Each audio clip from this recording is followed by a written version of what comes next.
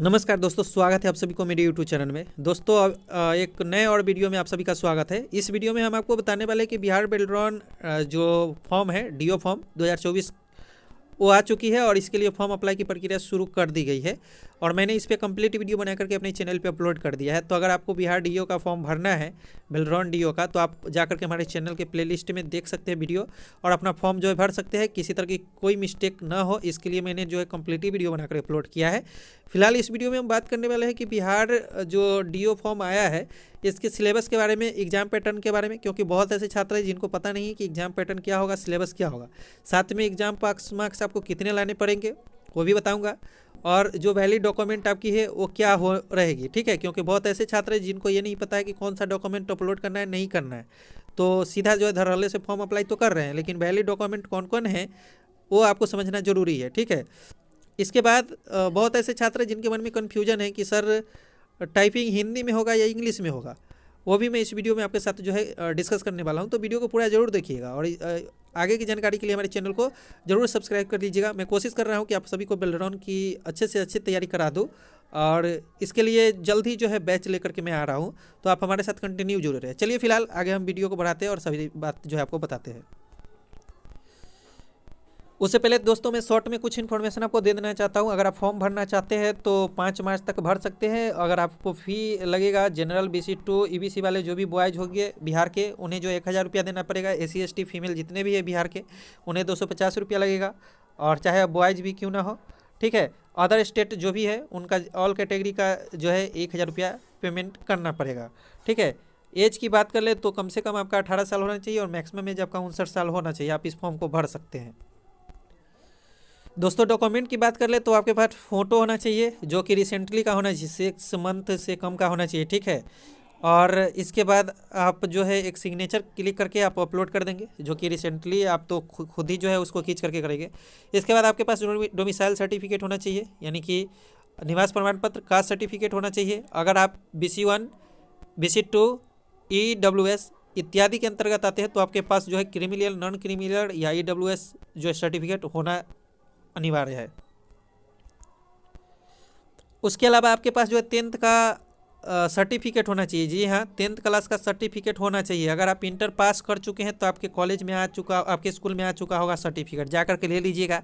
नहीं तो दोनों में मार्कशीट अपलोड कीजिएगा, तो हो सकता है आपका फॉर्म रिजेक्ट कर दिया जाए। ठीक है, उसके बाद 10th क्लास का मार्कशीट अपलोड कीजिएगा और ये आप जो है इसेंशियल क्वालिफिकेशन सर्टिफिकेट में, मतलब इंटर का आप जो है मतलब ये जो है सर्टिफिकेट अपलोड कीजिएगा जो आपका कॉलेज से मिल जाएगा। नहीं अगर सर्टिफिकेट आया होगा तो आप दोनों में आप मार्कशीट अपलोड कर सकते हैं, नहीं तो आप जाकर के कॉलेज से उसको रिसीव कर लेंगे और अपलोड करेंगे, ताकि आपको फॉर्म में आगे किसी तरह की कोई दिक्कत ना हो। इसके अलावा 1 ईयर जो है कंप्यूटर कोर्स सर्टिफिकेट, अब ये समझिए इसमें 3 महीने वाला DCA और साथ में KYP वगैरह का सर्टिफिकेट आप वैलिड नहीं है। ठीक है ना, टाइपिंग का आपको 1 ईयर या DCA का जो है सर्टिफिकेट आपको अपलोड करना पड़ेगा। ठीक है, तो आप हाई होप आप समझ गए होंगे कि डॉक्यूमेंट क्या क्या चाहिए। अब चलिए बताते हैं आपको टाइपिंग इंग्लिश में करना होगा कि हिंदी में करना होगा। तो दोस्तों मैं आपको बताना चाहता हूँ कि टाइपिंग मीडियम में अगर आप इंग्लिश हिंदी दोनों का टाइपिंग सीखे हुए हैं तब तो मस्ट है, अच्छा है आपके लिए। लेकिन अगर आप टाइपिंग करना चाहते हैं, फॉर्म भर रहे हैं, तो इंडिविजुअली आप टाइपिंग कर सकते हैं, हिंदी इंग्लिश या हिंदी इंग्लिश दोनों आप कर सकते हैं। तो ज़रूरी नहीं है कि आपको दोनों आना चाहिए, किसी एक में अगर आप अच्छे हैं तो आप इस फॉर्म को भर सकते हैं। आप इंग्लिश में भी टाइपिंग कर सकते हैं, हिंदी में भी कर सकते हैं। इंग्लिश हिंदी दोनों का दिया गया है। अगर आप ओनली हिंदी करते तो ओनली हिंदी में करना पड़ेगा, ओनली इंग्लिश करना चाहते तो ओनली इंग्लिश में आपको करना पड़ेगा। तो ज़रूरी नहीं है कि आपके पास दोनों जो है टाइपिंग का नॉलेज हो, किसी एक में आप अच्छे से सीख लीजिए, आप इस फॉर्म को भर सकते हैं। ठीक है, कंप्यूटर सर्टिफिकेट तो मैंने बता ही दिया कि DCA का सर्टिफिकेट आपके पास होना चाहिए। नहीं है तो आप हमसे हमारे इंस्टाग्राम पे या हमारे मेल के जरिए कनेक्ट कर सकते हैं, मैं आपको बनवा के दे दूंगा। वैलिड सर्टिफिकेट होगा जो कि हर एक एग्ज़ाम के लिए आपको जो है वो वैलिड होगा और किसी तरह की आपको जो है वो मतलब ये नहीं कि लीगल तरीके से, आपको पूरी तरह से वेरीफाइड मार्कशीट के साथ आपको देंगे। तो आप कमेंट करके भी संपर्क कर सकते हैं या आप हमें ईमेल भी कर सकते हैं। अब चलिए आगे और भी बातें बताते हैं। अब दोस्तों बात कर ले, लास्ट डेट ऑफ रजिस्ट्रेशन का है वो 5/3 यानी कि 5 जो है मार्च तक आप जाकर फॉर्म भर सकते हैं।